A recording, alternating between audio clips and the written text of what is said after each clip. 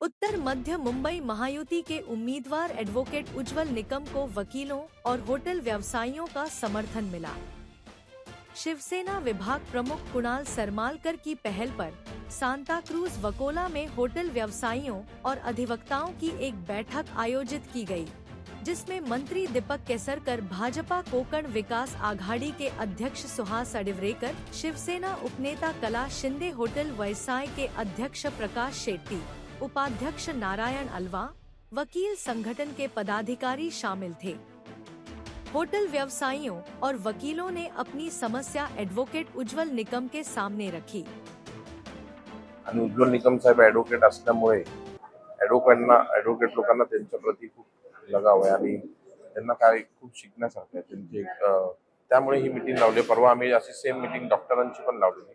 लोकसभेचे जवळजवळ 80 डॉक्टर लोक आले होते, त्यांचा पण प्रतिसाद चांगला होता। तेव्हा माजी आरोग्य मंत्री दीपक सावंत साहेब पण होते आणि आज दीपक केसरकर साहेब शाळे शिक्षण मंत्री जे स्वतः ॲडव्होकेट आहेत ते सुद्धा या मीटिंगला आता थोडा जास्तीत जास्त लोकांपर्यंत आम्ही पोहोचण्याचा प्रयत्न करतोय आणि जो सुशिक्षित वर्ग आहे त्यांचा सपोर्ट आणि त्यांचा फीडबॅक साहेबांबद्दल खूप चांगला आहे आणि साहेब 100% जिंकून येतात। उज्ज्वल निकम साहेब यांना प्रतिसाद सगळ्याच लोकांना आणि सगळ्या स्तरातील, सगळ्या जातीपंथातील, धर्मातील लोक उत्स्फूर्तपणे देत आहेत।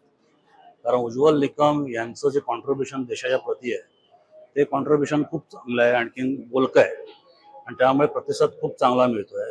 तुम्ही जर कंपॅरिझन केलं असेल, आपण पत्रकार आहात, तर ह्या जिल्ह्यामध्ये उज्ज्वल निकम हे राष्ट्रभक्त उमेदवार भारतीय जनता पार्टी आणि युतीने दिलेले आहे, महायुतीने दिलेले आहे। आणि बाजूला जो उत्तर पश्चिम जिल्हा आहे तिकडे जे शिवसेनेचे उमेदवार आहेत ते मुसाला घेऊन फिरतात।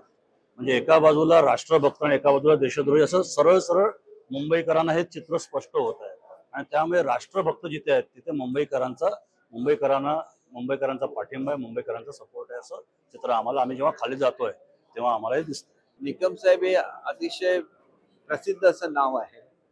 ज्यांच्यावर अन्याय झाला, विशेषतः महिलांच्यावरच्या अत्याचाराच्या केसेस कुठल्याही झाल्या तर ते लोक सांगतात की आम्हाला उज्ज्वल निकम साहेब स्पेशल प्रॉसिक्युटर म्हणून द्या।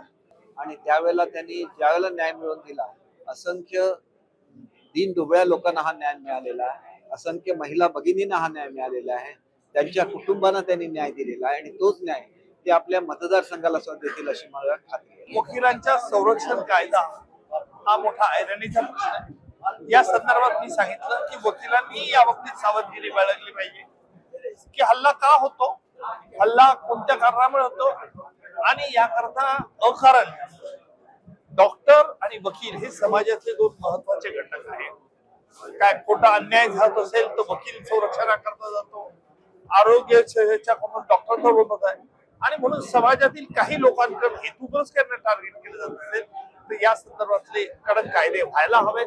मी निश्चित वकील संरक्षण कायद्याचं जे प्रारूप महाराष्ट्र बार कौन्सिलने दिलेलं आहे त्याचाही मी अभ्यास करेन आणि या संदर्भात मी निवडून आलो तर संसदेत देखील मी मांडण्याचा प्रयत्न